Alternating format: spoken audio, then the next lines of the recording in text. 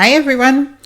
In this video I'd like to talk about self-sabotage. Now the interesting thing with this is that the way we sabotage ourselves is actually the complete opposite of what most people think it is. Let me explain. If you're anything like me, especially if you're coming from a background of following Abraham Hicks and the law of attraction like I did, then you're probably aware of the concept that there's nothing more important than that you feel good, and that it all centers on that, and your one and only focus should be to make yourself feel good. And even if your background is more Neville Goddard and the law of assumption than the law of attraction, even then I think there is a lot of emphasis on feeling that it's already done, feeling that you already have it, that sort of thing. Right? Now this is all great if you understand what is really being meant and intended by this advice. But if you take it the way I did, and I suspect that I'm not the only one that took it this way, I thought that it meant that I had to be super vigilant about what I'm thinking and about how I'm feeling, because anytime I allow myself to slip up and let in a negative thought or let myself get into a negative state, that was a definite recipe for causing unwanted things to happen. And anytime something unwanted happened, or things weren't going the way I wanted them to go, I would go into this intense self-analysis, trying to figure out where I'm going wrong, what I'm doing to cause this. I thought that if only I could get myself to think or feel differently, and if only I could get myself to start feeling okay about this situation I was in, even though I absolutely didn't like it, then that was the key to making the situation change. But of course, the more I tried to make myself feel differently about the situation, the more reality kept slapping me in the face and going, "You're telling me you like this? You want to feel good about this? Well, here's some more of it then." Let's see how far you can go into trying to fool yourself into being okay with this. Let's see how far your little pretense of being able to ignore this will last. And what happened was, the more I tried not to feel bad, the more reality kept giving me things that made me feel very bad. And the more I saw that and felt bad, the more my frustration at not being able to control it increased. And the more worried I became about creating even more unwanted things. And of course, with assumptions like that going on, you can imagine what kind of a nightmare I manifested for myself. But the good news is that at some point I came to my senses and realized what I was doing. And the key that really changed everything was this little tiny shift that I made in what I was assuming. In the midst of all that frustration and things going wrong, this idea occurred to me, and this is what it was. I suddenly started thinking, what if me feeling bad is actually a good thing, and is actually a necessary step that is designed to lead me to my desired outcome? Now, it might be hard to understand what I'm saying, so I'll use an example to explain it a bit better. Let's assume there's a big fire in front of me, yeah? And I stick my hand in the fire. What's likely to happen? My hand starts to burn, I start to feel more and more pain the more I keep my hand in there, right? Now, we use this as an analogy to how a lot of people approach manifesting. What they will do is stay exactly where they are, sit there staring at their hand in the fire, getting burnt, and saying to themselves, if only I can ignore the fire enough and ignore this pain that I'm feeling, then this fire will go away.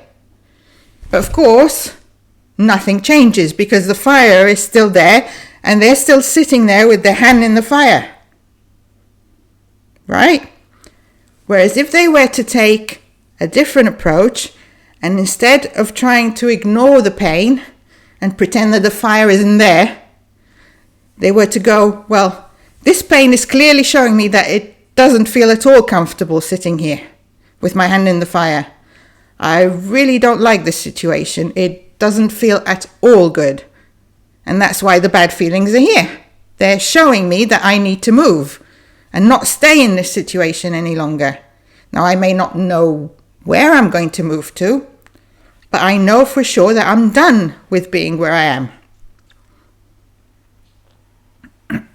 And if you use the pain and the bad feelings in this way, then immediately you have made them serve their purpose.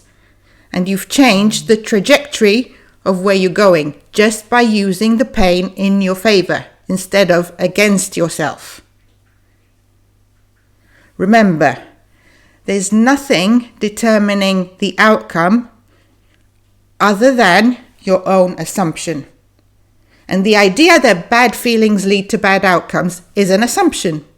And it's an assumption that really doesn't serve you. It's the most self-sabotaging thing you can do to yourself, because you're making getting a good outcome dependent on changing something that will only change once you have reached a good outcome. So with that kind of assumption, you keep yourself stuck in this endless unwanted loop. And it's not a good place to be. I speak from experience when I say that. So instead of seeing it as a bad thing that you're feeling bad, start seeing it as an indicator that is there to help you. Just like when you touch something hot. The feeling of pain isn't a bad thing. It's there to make you pull your hand away and not get burnt. So this is the way to look at it. The bad feeling is a good thing. It is there to show you that you're not liking this situation and that you don't want to stay in this situation. It's there to get you to move. It's giving you a very clear push to go in a different direction, to take a different step, to make a different choice. And if you start looking at it in this way, then it really does become the beginning of what changed everything and what made you take that decision that you've had enough of the unwanted and that from now on things are going to change. And you are doing this and you're not putting up with the unwanted anymore, not a moment longer.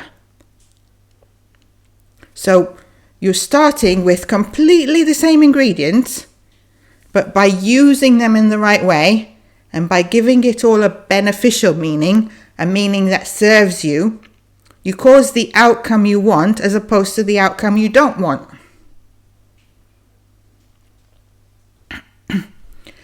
So what's the reason for me telling you all this? The reason I'm telling you this is because I see so many people putting all this effort into trying to make themselves think the right thought, assume the right thing, feel the right way, imagine the right thing, whatever it is. And I know what it's like because I did that exact same thing myself for many, many years. But in reality, it can be so much simpler than this. Instead of trying to control your feelings, thoughts, assumptions, imagination, all of that, just take whatever you're feeling, assuming, thinking, imagining, just as it is, without changing any of it, and assume that it's designed this way on purpose to lead you to your desired outcome. That's it. And by doing that, guess what? You cause that to be true. You cause the whole path ahead of you to shift. It's like a little flick of a switch. Without changing anything at all about the present moment and the present facts, you have completely altered your future and what it's all leading to. So this is the thing to understand about self-sabotage. It's not the fact that you allowed your imagination to stray or you allowed yourself to assume unwanted things that sabotages you. It's just that subtle meaning that you're giving to it in the moment. Is it all leading to a good outcome or is it leading to a bad outcome? It's just that little thing. That's it. Because you can be super good at making sure you're imagining correctly and not letting yourself stray into any unwanted assumptions. But if you've got an underlying assumption going on that you're just one little slip up away from losing it all, and that if you mess up, you're going to have to start all over again, and there's this feeling of risk and threat, that if you make one wrong move, that means you've added on months of waiting or something. And you're making things unnecessarily difficult for yourself.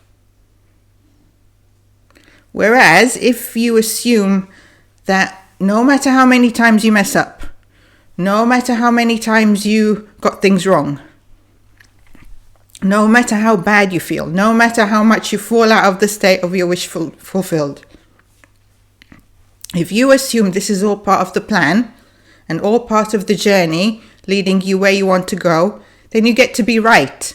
And everything that happens ends up leading you where you want to go. I know that what I'm saying may be sounding like a bit of a contradiction, because if none of it matters, then why do all these teachings exist about how reality gets created, right? So let's address that. These teachings are all absolutely true. There's no doubt about that.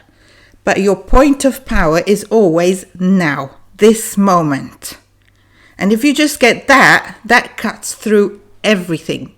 Because it means that no matter what the facts are, no matter what happened before, no matter what anything looks like, if you assume right now that this moment is designed to lead you where you want to go, then that's it. You make that true.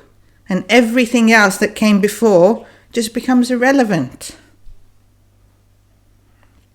So this is the thing to understand about self-sabotage. Trying to keep an eye on everything you might be thinking, assuming, imagining, trying to sort out your limiting beliefs. All of that can get super complicated.